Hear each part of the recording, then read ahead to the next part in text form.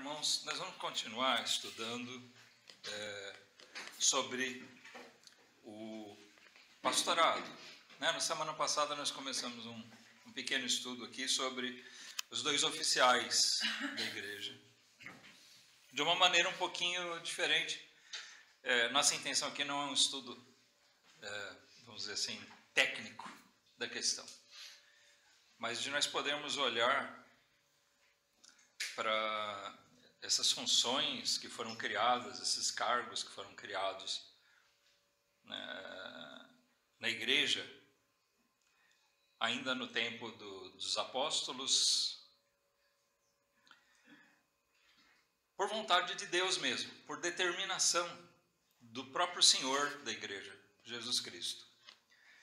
Mas nós começamos nosso estudo vendo que o mundo tem deturpado muito a visão, tanto do diaconato quanto do pastorado. Então, como eu mencionei, muitas pessoas veem os pastores, por exemplo, a gente se atém primeiramente ao pastor, como o dono da igreja. A gente tem que olhar para a Bíblia, a gente tem que olhar para o Novo Testamento e ver o que realmente eram os pastores. Para quê? Como eles foram colocados na vida da igreja. Amém? E nós não encontramos isso. Os pastores não são os donos das igrejas, como nós vemos que tem sido praticado. A grande mídia, e tem igrejas que são realmente midiáticas, elas passam essa ideia para todo mundo. A igreja do pastor tal, ou do bispo tal, ou do apóstolo tal, Essas igrejas têm dono. O que nós encontramos no Novo Testamento é que a igreja é de Jesus Cristo, não é do pastor. Às vezes até a gente se refere a isso, a igreja, sei lá, a igreja do pastor fulano de tal, como referência. Não é nossa intenção, mas vejam que a gente, mesmo sem querer, está falando uma coisa que não é verdade, Na verdade, não é a igreja do pastor tal. Por exemplo, falando de Betel. A igreja do pastor Paulo. É a igreja onde o pastor Paulo pastoreia. Ele é membro e é pastor lá. Mas a igreja não é dele. É errado, Se a gente pegar literalmente e dizer isso. Então, o mundo tem visto também os pastores como executivos. É fato que o pastor tem uma função administrativa na igreja. A própria palavra bispo quer dizer superintendente. Aquele que está superintendendo, ele está coordenando as coisas na igreja. Mas isso não faz dele um executivo ao nível das empresas, um diretor, um presidente de uma empresa. A igreja não é uma empresa. Não deve ser visto da mesma maneira. As regras que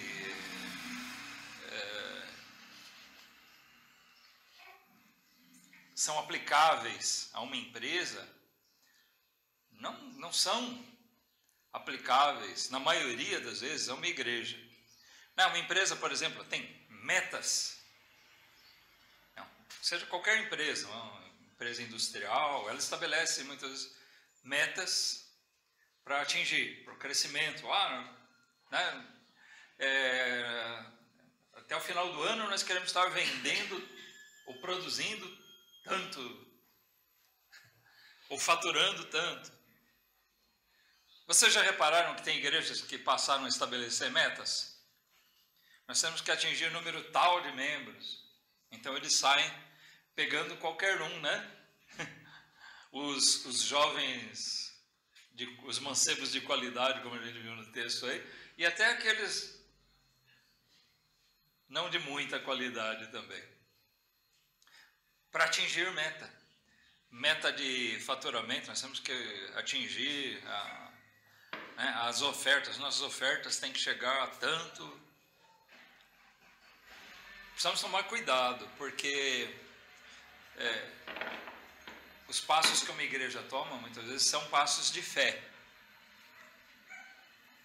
mas nunca baseados em princípios humanos. As empresas estabelecem metas para correr atrás, para forçar, para induzir a um crescimento. Mas numa igreja isso se torna muito perigoso, porque pode ser um crescimento forçado. Paulo mesmo disse, um planta, o outro rega. Mas quem dá o crescimento? É Deus. Então nós não podemos determinar para Deus, né? Vamos dizer que a gente estabelecesse uma meta. Em 2022 nós temos que acrescentar aqui 10 membros. Nós estamos estabelecendo para Deus que Ele tem que fazer isso. Deus tem que nos dar 10 membros.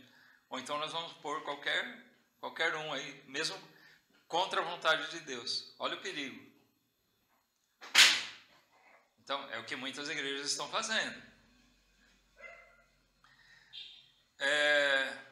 Então, nós vemos que existem várias ideias erradas a respeito de pastores.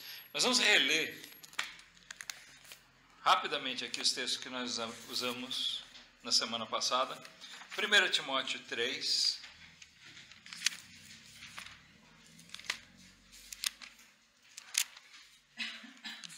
Só para a gente pegar o fio da meada. 1 Timóteo 3, de 1 a 7.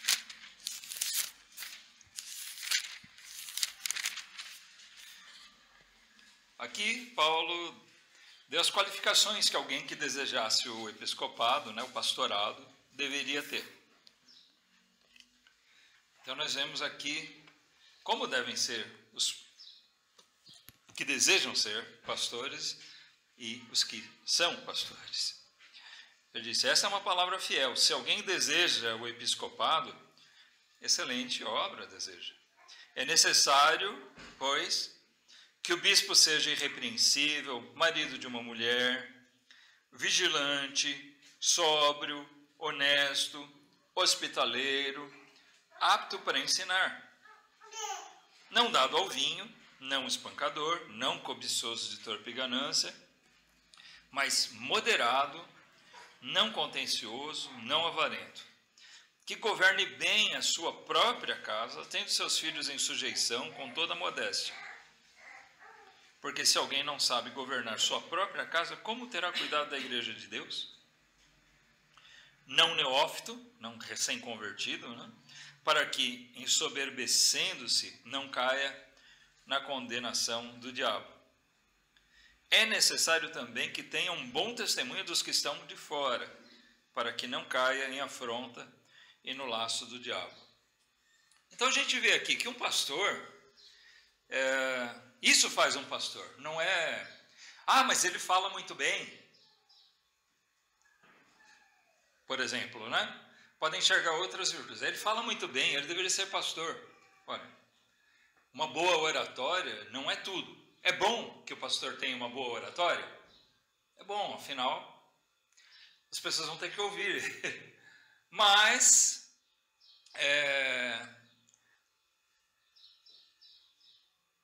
isso não faz um pastor. Um pastor tem que ter essas coisas aqui.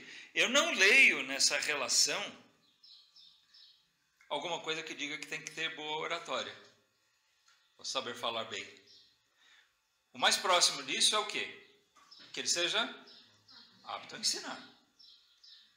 Alguém para ser apto a ensinar, bom, ele tem que ter conhecimento, ele tem que saber minimamente se expressar, né, de uma maneira, um raciocínio organizado, suficiente para que as pessoas possam compreender o que ele ensina, que ele possa comunicar o ensino da palavra de Deus. Mas, de resto, a gente vê aqui o retrato de alguém equilibrado, alguém de um bom testemunho, tanto dentro da igreja como lá fora. Alguém que comprovadamente se veja como um administrador confiável, né, uma vez que ele mantém sua própria casa estável, organizada. Se um homem tem seu próprio lar bagunçado, ele não consegue gerenciar nem seu lar, que são ali 2, 3, 4, 5 pessoas, como ele vai gerenciar uma igreja né, que são tantas outras pessoas. Então são questões bem óbvias. Isso que deve ser um pastor, alguém apto a ensinar, que tem um bom testemunho, que demonstre a maturidade espiritual suficiente para estar conduzindo a igreja. Nós lemos em Atos 20, passando ao outro texto que nós já lemos na semana passada.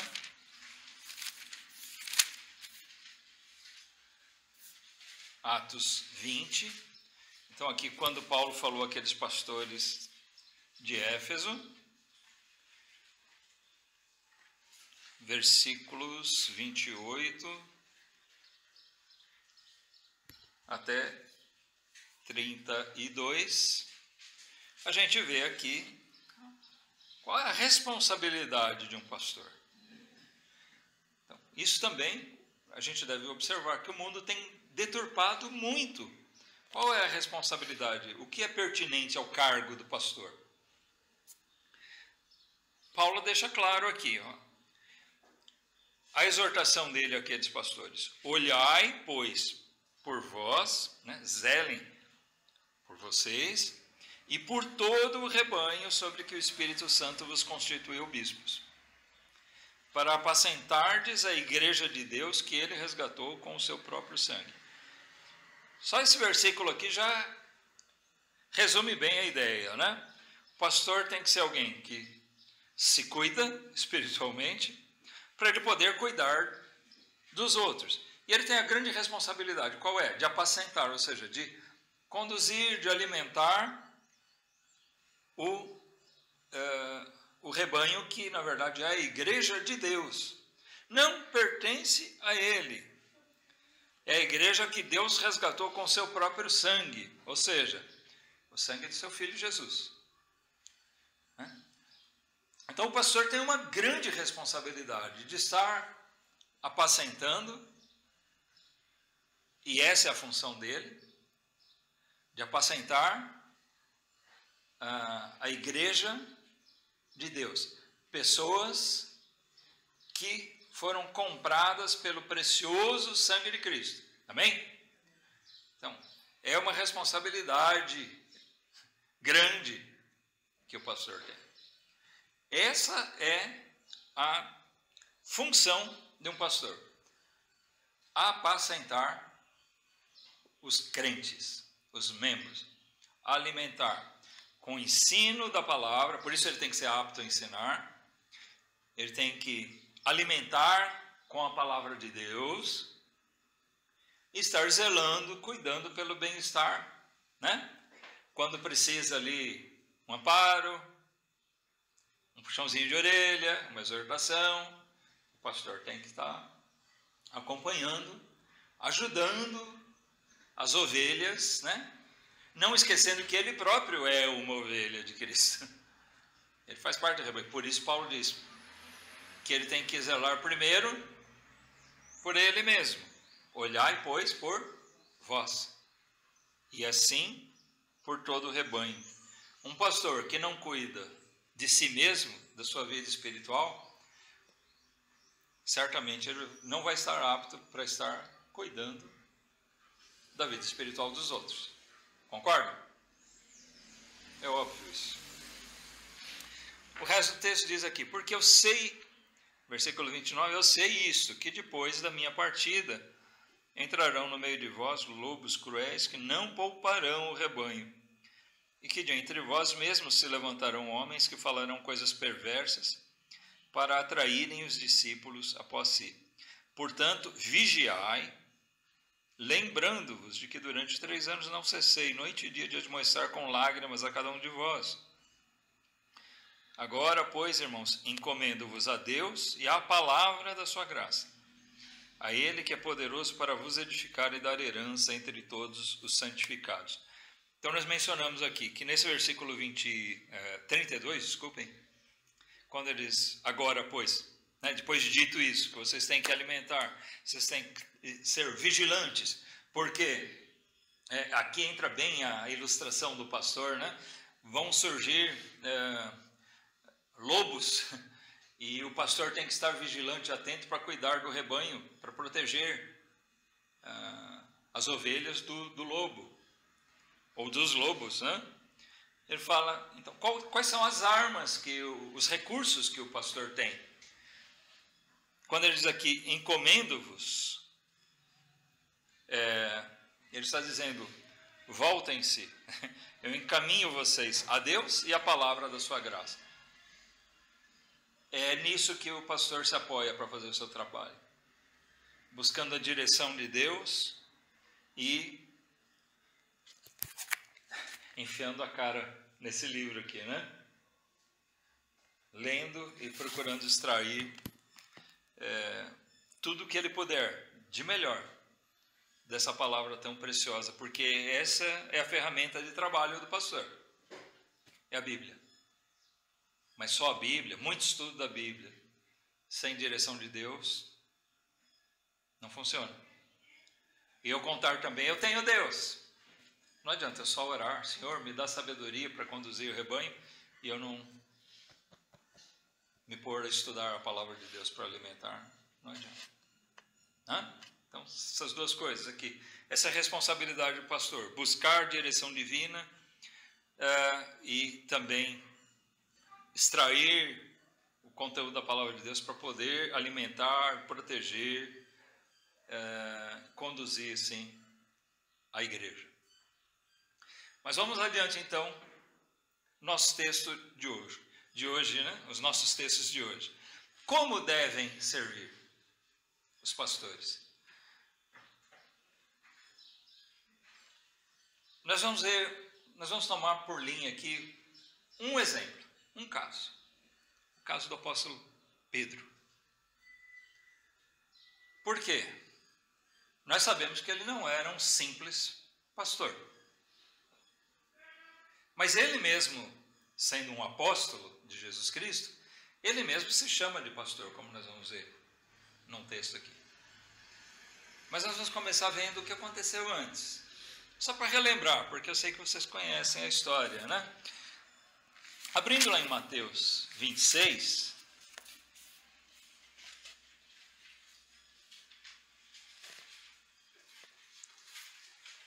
esse primeiro texto aqui em Mateus 26 vai ser mais para a gente lembrar, né, tomar o ponto de partida. Pedro era um homem voluntarioso. Às vezes acertava, outras vezes ele se antecipava e fazia bobagem, né? Ele às vezes se mostrava um pouquinho ansioso e por isso falava ou cometia coisas pelas quais Jesus várias vezes teve que repreender Pedro. Aqui, então, no versículo 33, a gente lê o seguinte: mas Pedro respondendo disse a Jesus, ainda que todos se escandalizem em ti, eu nunca me escandalizarei. Essa expressão escandalizar quer dizer tropeçar, tá? Ela tem mais ou menos esse sentido. Então, se escandalizar é no sentido de tropeçar, de deixar, de abandonar, de cair. Mas, disse-lhe Jesus, versículo 34, em verdade te digo que nesta mesma noite, antes que o galo cante, 3 vezes me negarás. Disse-lhe Pedro, ainda que me seja mister morrer contigo, não te negarei. E todos os discípulos disseram o mesmo. Parece que Jesus deixou quieto aqui, né? Mas a gente vê aqui a postura de Pedro até esse momento. Isso trouxe para ele um grande ensinamento na vida. Naquele mesmo dia ele aprendeu uma lição preciosa e que valeu, nós vamos ver, para o resto da vida dele. Mas ele aprendeu como ele deveria servir ao Senhor. Tá? É esse ponto que eu quero pegar. Porque até aqui nós vemos alguém muito confiante, muito autoconfiante. Então Então tem pessoas que hoje em dia ensinam isso, que um pastor tem que ser alguém bastante autoconfiante, que passa isso, né? Aquela personalidade. E tem pessoas que adoram um pastor autoconfiante, porque essas pessoas geralmente são bem carismáticas, né? Ele passa a ideia de um grande líder. Pedro era assim. Tanto que, de fato, ele alcançou assim, primazia entre os outros discípulos. Mas Jesus mostrou para ele que a forma que ele estava fazendo era errada. Não que ele não fosse uma pessoa sincera, mas que ele estava agindo de maneira errada. A gente vê aqui essa autoconfiança de Pedro, quando ele diz, mesmo Jesus dizendo, Pedro, você está dizendo que nunca vai tropeçar? Pois eu estou te falando, Pedro, que hoje mesmo, antes que o galo cante 3 vezes, antes que o galo cante, você vai me negar, não uma, não 2, mas 3 vezes, para não ficar dúvida. Né?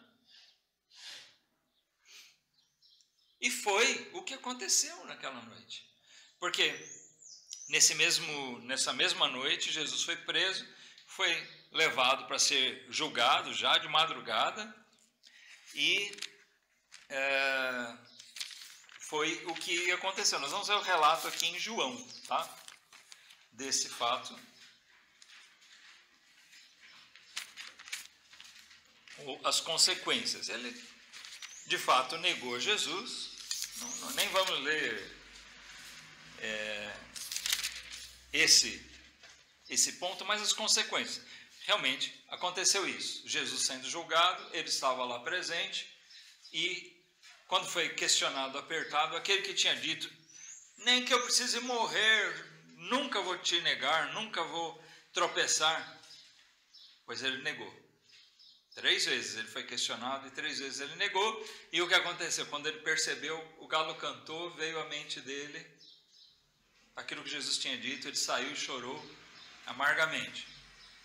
Então a gente vê uma situação. Jesus foi assim crucificado, ressuscitou, e depois já ressuscitado, Jesus esteve com seus discípulos, e numa das ocasiões ele teve essa conversa aqui com o Pedro, né? No capítulo 21 de João, versículo 15, diz assim: E depois de terem jantado, disse Jesus a Simão Pedro: Simão, filho de Jonas,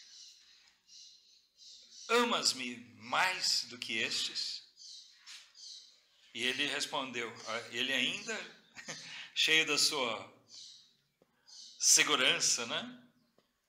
E ele respondeu, sim, Senhor, tu sabes que te amo. E disse-lhe, apacenta os meus cordeiros. Tornou a dizer-lhe segunda vez, Simão, filho de Jonas, amas-me? Disse-lhe, sim, Senhor, tu sabes que te amo. Disse-lhe, apacenta as minhas ovelhas. E disse-lhe terceira vez, Simão, filho de Jonas, amas-me? Simão entristeceu-se por lhe ter dito terceira vez, amas-me? E disse-lhe, Senhor, tu sabes tudo. Tu sabes que eu te amo. Jesus disse-lhe, apacenta as minhas ovelhas. Desse texto aqui, irmãos, a gente tira uma coisa. É óbvio que Pedro ficou triste, não só porque Jesus questionou ele 3 vezes, como quem dissesse, o Senhor está duvidando de mim. Mas certamente ele se ligou a respeito da terceira vez, com o fato de que ele negou 3 vezes também. Né?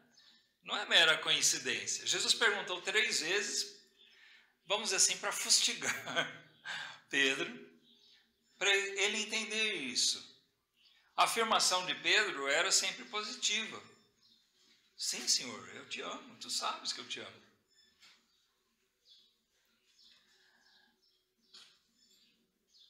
Em cima dessa resposta, é que Jesus dava aquela ordem. Então, apacenta o meu rebanho, apacenta as minhas ovelhas. Então a gente observa uma coisa aqui. Se a questão, o ponto que nós estamos vendo é como os pastores devem servir. Isso aqui é essencial, irmãos. Amar ao Senhor. Tem pastores que amam o dinheiro, tem pastores que amam a si mesmos. O pastor, ele deve amar os irmãos. Todos nós devemos amar uns aos outros, amém? Mas o pastor deve amar os irmãos principalmente pelo fato de que ele ama Jesus. Essa questão está sobre a mente, sobre a cabeça de cada pastor sério. O que é que mantém alguém no pastorado? Infelizmente, muitos veem o pastorado como profissão. E o que mantém eles no pastorado é o dinheiro. Eu já vi pastor dizer que já não aguentava mais a situação da sua igreja e o desejo dele era de deixar o pastorado. Mas eles não deixavam por causa do sustento, por não ter como sobreviver de outra maneira, não vislumbrar um emprego, alguma coisa que pagasse aquilo. O dinheiro que mantinha ele. Se não for o amor a Jesus Cristo que mantém um pastor sobre a igreja, liderando uma igreja, o resultado vai ser sofrível, irmãos. Um pastor tem que servir amando ao Senhor Jesus sobre todas as coisas. É o que sustenta, é o que mantém um pastor na obra. Não sei se vocês têm acompanhado isso, mas muitos pastor tá difícil se levantarem, pastores. Principalmente bons, fiéis pastores, né? Tem muitas igrejas carentes de pastores. Mas além disso, nessa fase aí, vocês acompanharam, muitos pastores morreram de Covid, em consequência de Covid.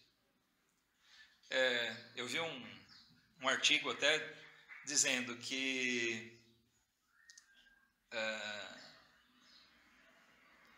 percentualmente, proporcionalmente falando, foi a categoria que mais morreu. Pessoas, a gente pensa, em que setor morreram mais pessoas? Na saúde, seria óbvio a gente pensar, né? Médicos, enfermeiros que lidam direto com os doentes. É um número elevado de pessoas que trabalham na saúde. Mas proporcionalmente, eles ficaram em segundo lugar. Os que mais morreram, proporcionalmente falando, foram pastores. Mas tem um outro fato que eu quero chamar a atenção, além de todo esse prejuízo, é que tem sido muito frequente, isso tem chamado a atenção, e isso no Brasil e no mundo, pastores cometerem suicídio. Pastores em depressão profunda. O pastorado muitas vezes leva a gente a um estado depressivo, as preocupações. Quando a gente enxerga as próprias falhas, aí eu falo por experiência, né? A gente fica chateado, triste, deprimido mesmo, por não ver resultados, ou por ver que a gente não deu o melhor de si, não fez como deveria ter feito. Todas essas coisas contribuem. O pastor anda sempre preocupado. mesmo que não pareça. Tá? O pastor pode estar com um sorriso nos lábios, mas ele é uma pessoa que, por dentro, ele está sempre meio apreensivo. O único remédio é realmente entregar mais nas mãos de Deus, saber que Jesus é o Senhor da igreja. Pedir que Ele se compadeça das nossas fraquezas e nos fortaleça nas nossas falhas. Eu entendo porque Pedro chorou, porque ele olhou a sua fraqueza, o tamanho da sua fraqueza. E muitas vezes o pastor vai se deparar com a sua fraqueza. Então aprendam isso, irmãos. Às vezes a igreja tem que ser misericordiosa com os pastores. Eu não falo isso em causa própria só, mas eu falo em favor dos pastores. Às vezes, eu digo nós, como igreja, nós somos um pouquinho exigentes e até, por que não dizer, cruéis, não entendendo certos aspectos, principalmente esquecendo que o pastor é uma pessoa absolutamente comum, né, de carne e osso. Mas vamos lá para o terceiro texto, que se encontra em 1 Pedro 5.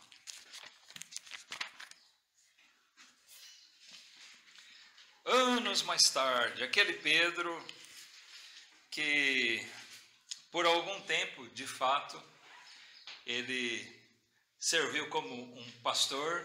A gente vê que nos primeiros dias da igreja, após a ressurreição de Jesus, era Pedro quem estava à frente dos irmãos. Eles viam nele um líder.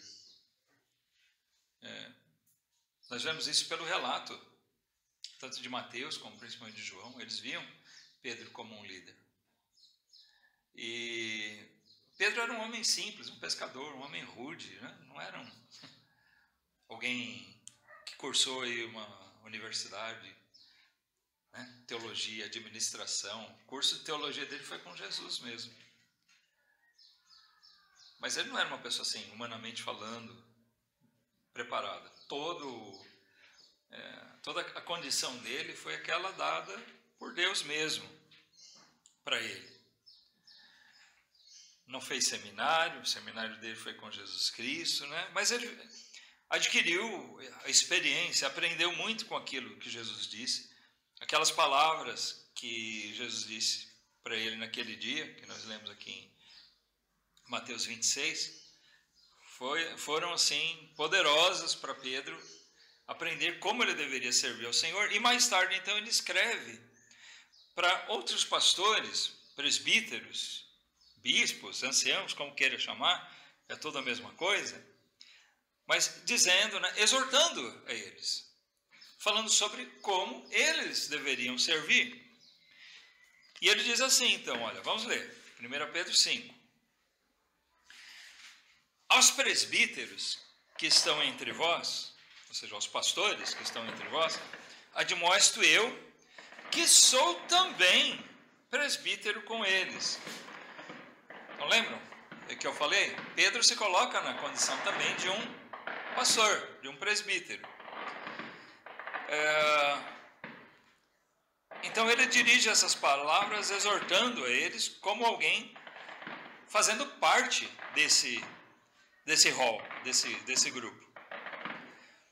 Então, admoesto eu, que sou também presbítero com eles e testemunha das aflições de Cristo.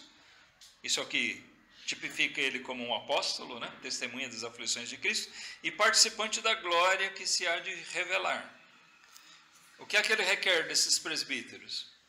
Apacentai o rebanho de Deus que está entre vós, tendo cuidado dele. Isso revela o amor que se deve ter pelo rebanho. Mas notem que ele diz também, apacentai o rebanho de vocês. É isso? Não, né? Apacentai o rebanho de Deus. Pertence a Deus. Tendo cuidado dele, não por força, mas voluntariamente. Nem por torpe ganância, mas de ânimo pronto. nem como tendo domínio sobre a herança de Deus, mas servindo de exemplo ao rebanho. E quando aparecer o sumo pastor, que é Jesus Cristo, né? Alcançareis a incorruptível coroa da glória. Então, Pedro adquiriu essa experiência. Aqui ele ensina como é que os pastores devem servir. Apacentai o rebanho de Deus, tendo cuidado dele. Um pastor tem que cuidar do rebanho. Não agindo por força, coagindo. Alguns pastores acabam caindo nessa de coagir os membros, forçar. Isso não funciona.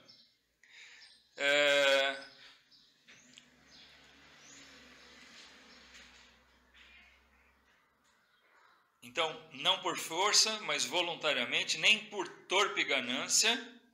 Também, aqui a coação é no versículo 3, né? Não, como tendo domínio sobre a herança de Deus. O rebanho não pertence ao pastor, ele pertence ao Senhor. Mas aqui ele diz, no versículo 2 ainda, agindo não por força, ou sendo forçado aquilo, mas voluntariamente. Um pastor tem que desejar o episcopado, como Paulo diz lá em 1 Timóteo 3.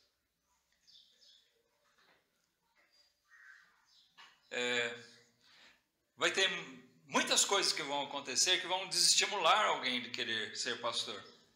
Mas o amor dele a Cristo e o amor dele pela igreja é o que vai motivar ele, vai fazer ele desejar servir.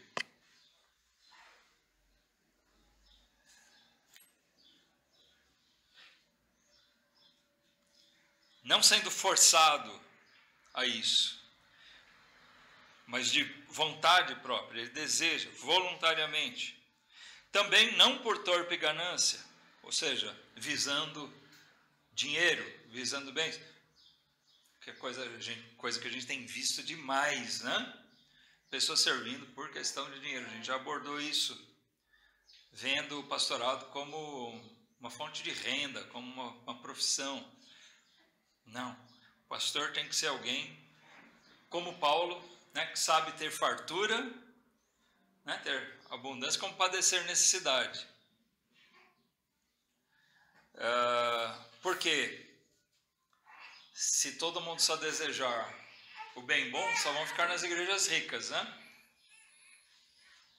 Mas a obra requer pastores para as igrejas pequenas, as igrejas iniciantes, as igrejas em lugares pobres, afastados, onde ele não vai ter uma grande renda.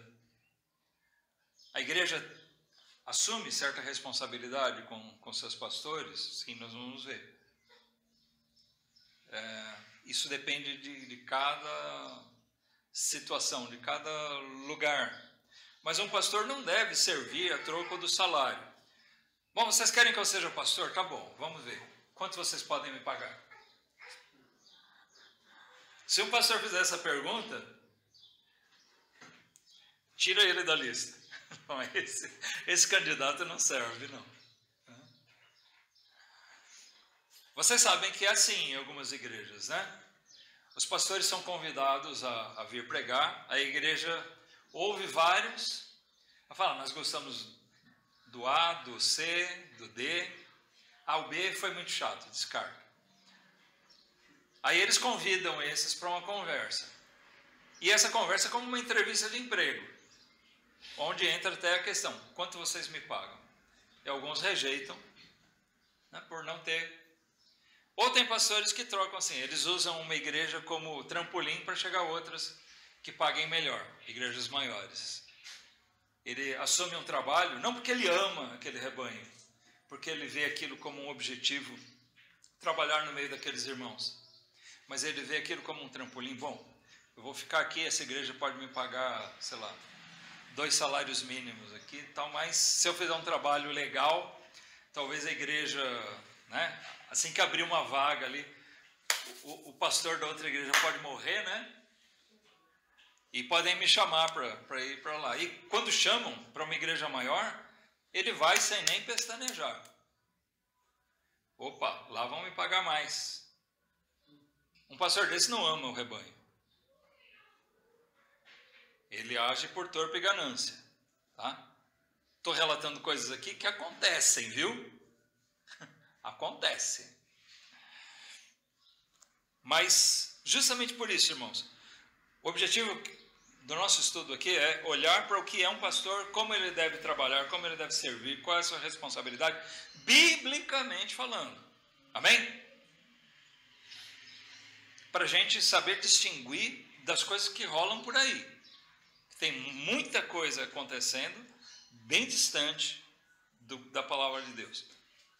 Último tópico. Como a igreja deve agir, então, com os pastores? Vamos voltar para 1 Timóteo. Capítulo 5.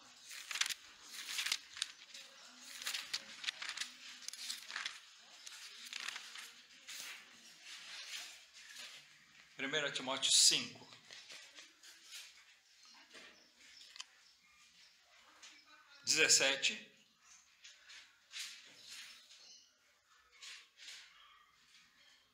Paulo diz o seguinte: os presbíteros que governam bem sejam estimados por dignos de duplicada honra, principalmente os que trabalham na palavra e na doutrina. Ao que parece que essa expressão, trabalhar na palavra e na doutrina, Paulo está falando aqueles que evangelizam, né, trabalham na palavra, evangelizam e são ensinadores, mestres, professores da igreja. Porque diz a Escritura: não ligarás a boca ao boi que debulha, e também digno é o obreiro do seu salário. Então, que a primeira coisa, como a igreja deve agir com um pastor? Observar suas necessidades. É bíblico a remuneração do pastor. Conforme as circunstâncias e as necessidades da igreja, né? As condições que a igreja tem e as necessidades do pastor.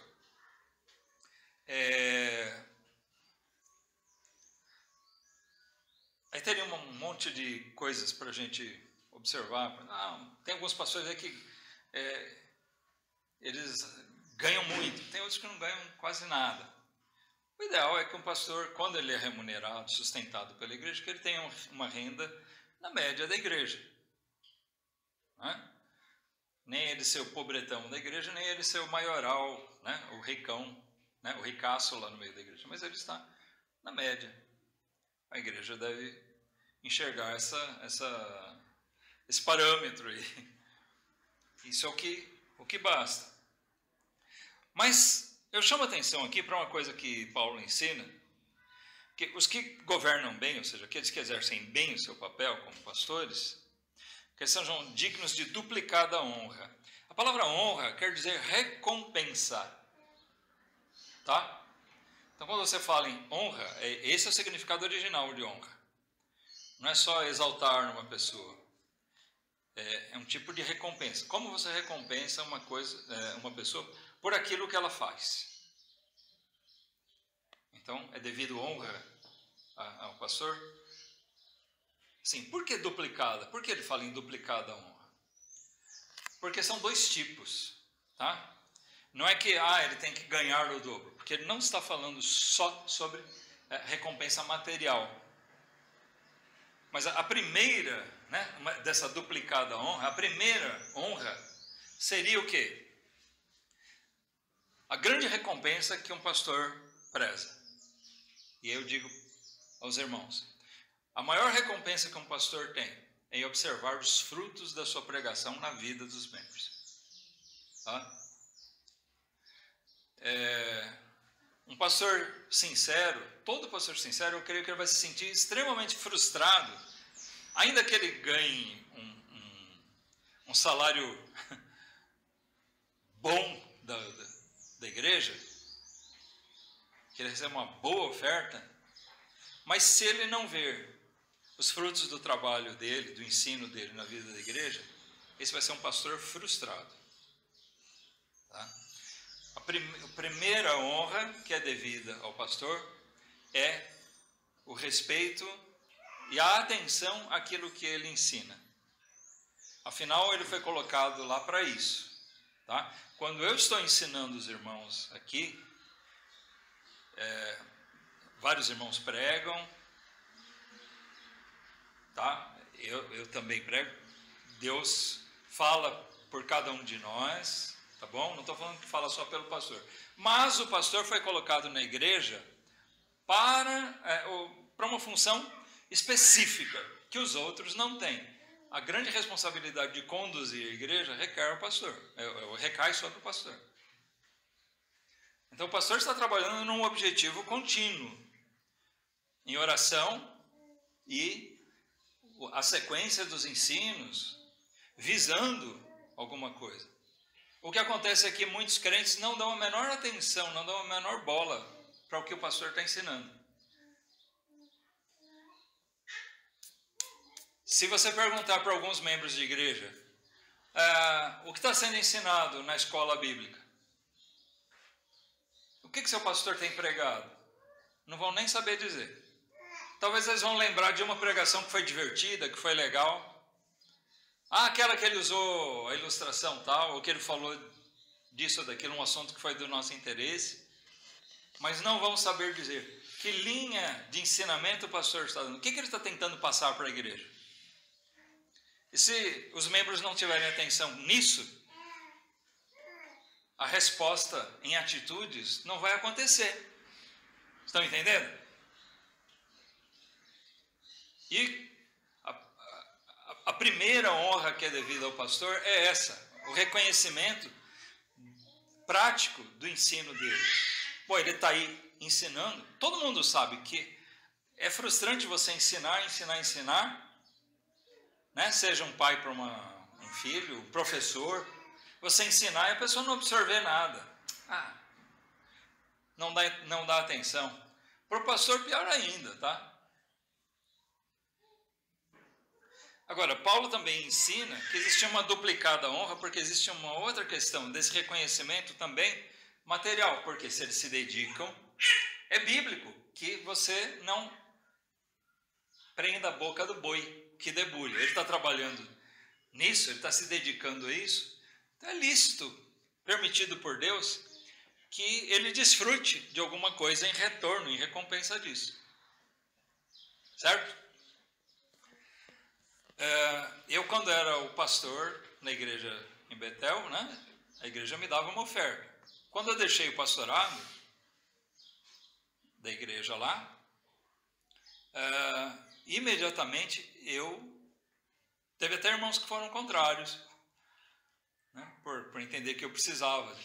Mas eu mesmo, não é correto que eu não esteja pastoreando a igreja, eu continue tendo oferta da igreja. Eu mesmo tomei a iniciativa de rejeitar, vamos dizer assim, aquela oferta. Mas é bíblico que a igreja esteja se preocupando com o cuidado, as condições, principalmente se houver condições, que o pastor possa ter dedicação em tempo integral. A gente vê que isso nem sempre e muitas vezes não tem sido mesmo possível. Principalmente em termos de pequenas igrejas, natural. Tem gente que coloca isso como regra. Tem que ter tempo integral. Não é regra. É bom para a igreja, mas não existe uma regra, um ensino bíblico, que o pastor tem que viver integralmente do Evangelho. Aqui mesmo ainda, ele segue dizendo, tem outra coisa importante, tá? Não aceites acusação, versículo 19. Não aceites acusação contra o presbítero, senão com 2 ou 3 testemunhas.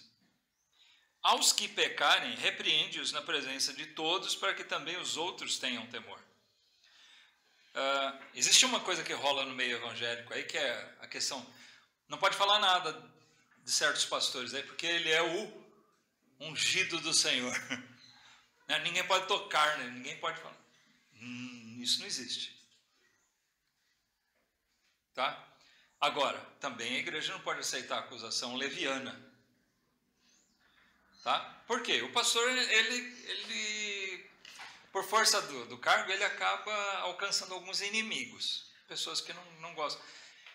Às vezes ele exorta, repreende alguém, a pessoa se rebela, principalmente se for um lobo e não uma ovelha, se for um bode que está ali, né? não uma ovelha.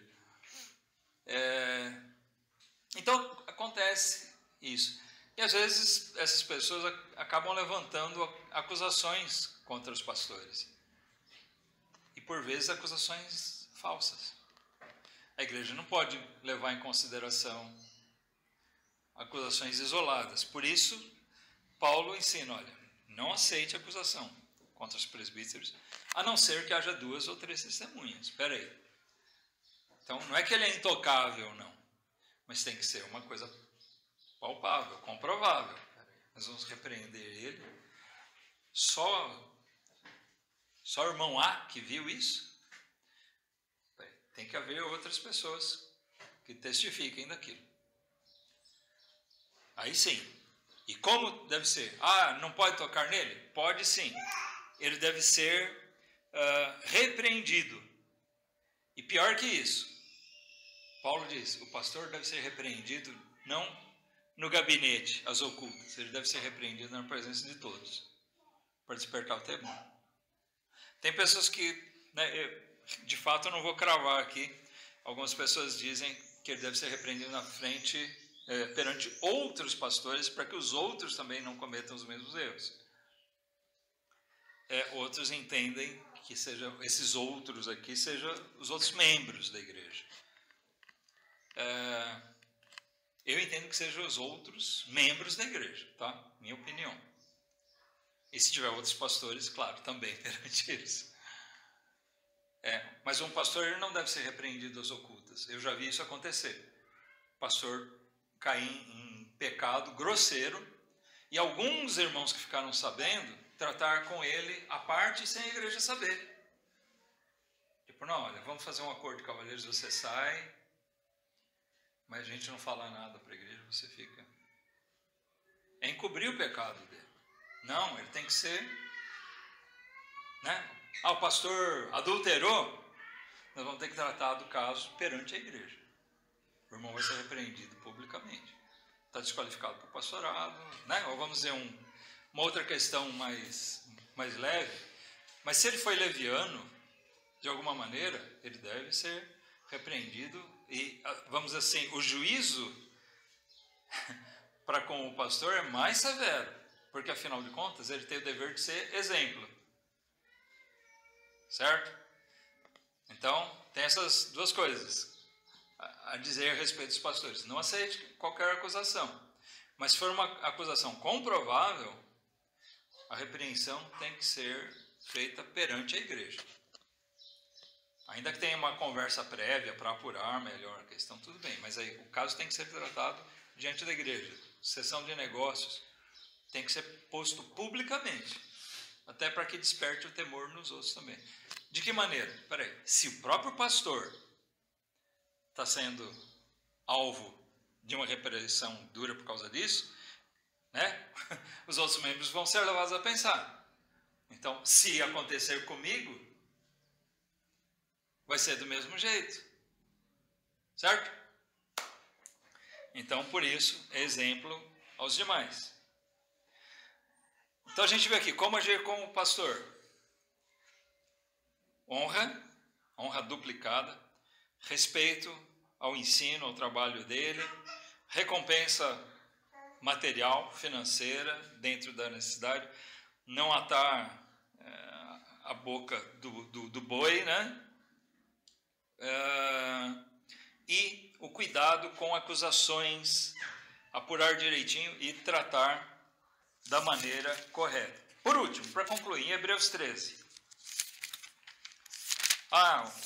O pastor serviu bem, ele serve bem. Nós vemos aqui 2 versículos que tratam da maneira que a igreja deve agir com o pastor também. Versículo 7, Hebreus 13, 7. Lembrem-se dos vossos pastores, lembrai-vos dos vossos pastores que vos falaram a palavra de Deus. a fé dos quais imitai, atentando para a sua maneira de viver. Se ele foi um bom pastor, ele vai deixar bons exemplos de vida. Amém?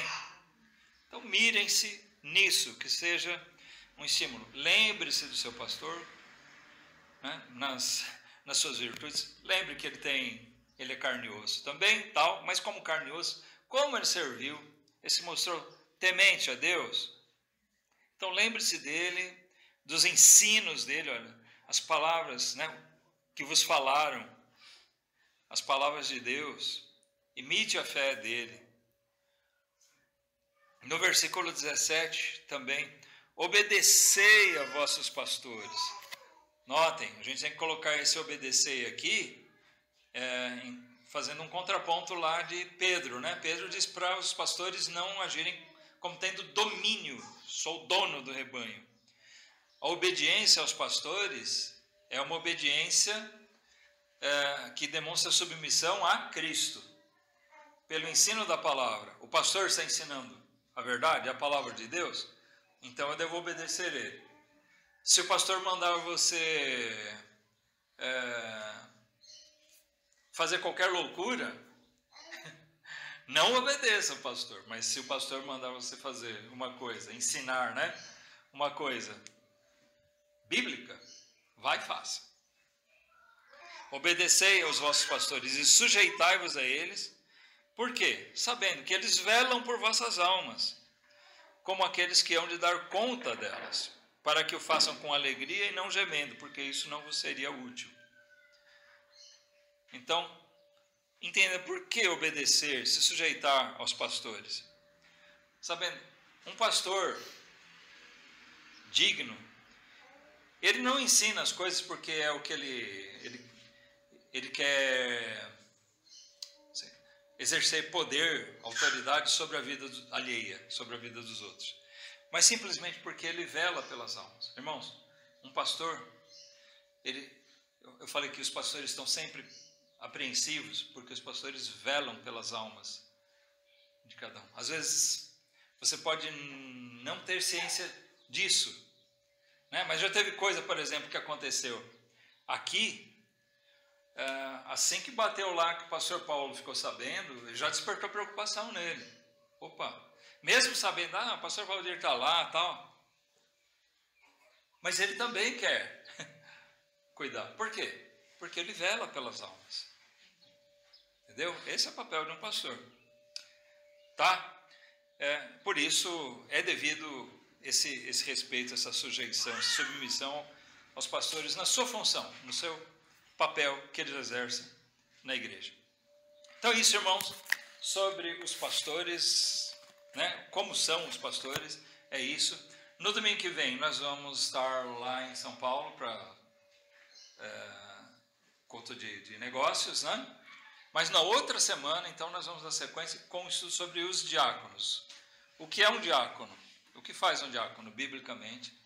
E também vamos comparar com o que se pratica, o que se tem ensinado. Tá bom? Vamos fazer uma oração, encerrando o nosso estudo.